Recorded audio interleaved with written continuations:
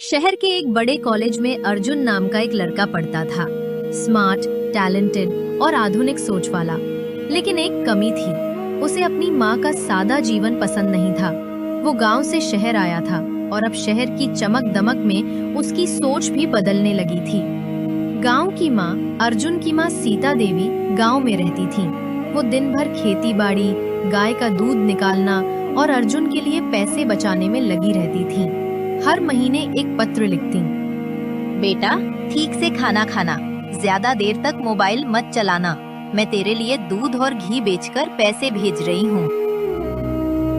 अर्जुन वो चिट्ठी पढ़कर मुस्कुरा देता, लेकिन कुछ दोस्तों के सामने कह देता, यार, मेरी माँ बहुत देहाती है, अब भी चिट्ठी भेजती है। दोस्त हंस देते और वो भी साथ में हंस पड़ता।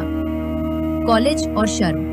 कॉलेज के फाउंडेशन डे पर सभी छात्रों को अपने परिवार वालों को बुलाने की अनुमति मिली। दोस्तों ने अर्जुन से कहा, अरे तेरी माँ को बुलाना, मजा आ जाएगा।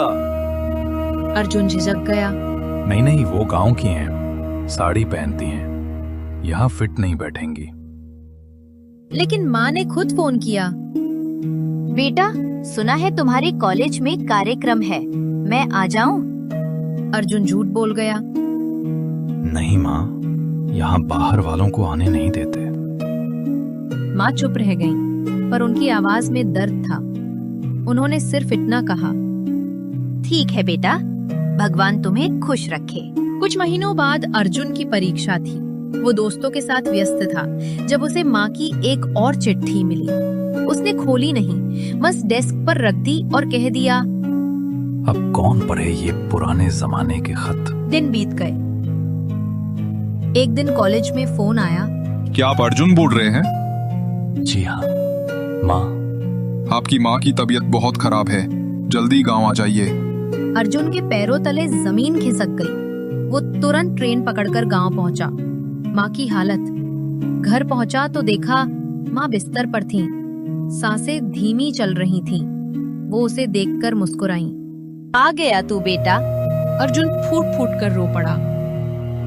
माफ कर दो, मैं बहुत बुरा बेटा हूँ। माँ ने धीरे से उसका सिर सहलाया।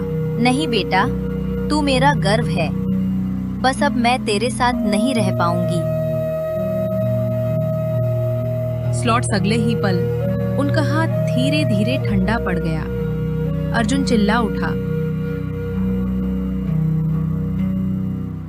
गांव के लोग दौड़ आए, पर अब कुछ नहीं बचा था।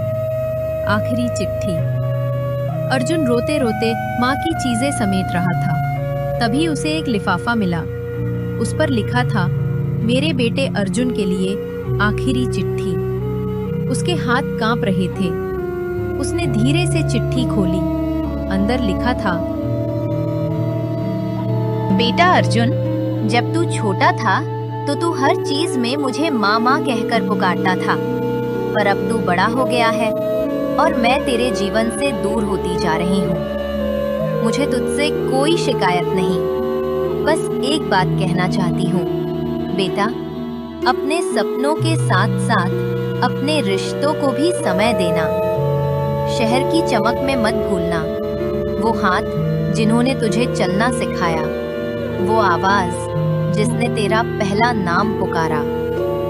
जब मैं नहीं रहूंगी तब शायद तू समझेगा कि माँ की सादगी उसके प्यार की सबसे बड़ी खूबसूरती है। तेरा हर दुख मुझ में समाया था बेटा।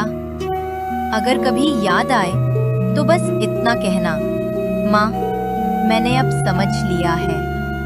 तेरी माँ, सीता देवी। आंसुओं का सैलाब। चिट्ठी खत्म होते ही अर्जुन फूट पड़ा। वो चिट्ठी को छाती से लगाकर रोता रहा। उसे एहसास हुआ, जिसे मैं देहाती समझता था वही तो मेरी असली पहचान थी। वो माँ के पैर छूकर बोला, माँ, मैं लौट आया हूँ, लेकिन तुम जा चुकी हो।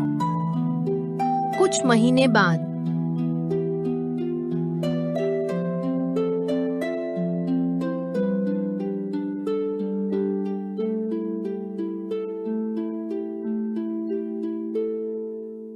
अर्जुन ने पढ़ाई पूरी की और नौकरी लग गई।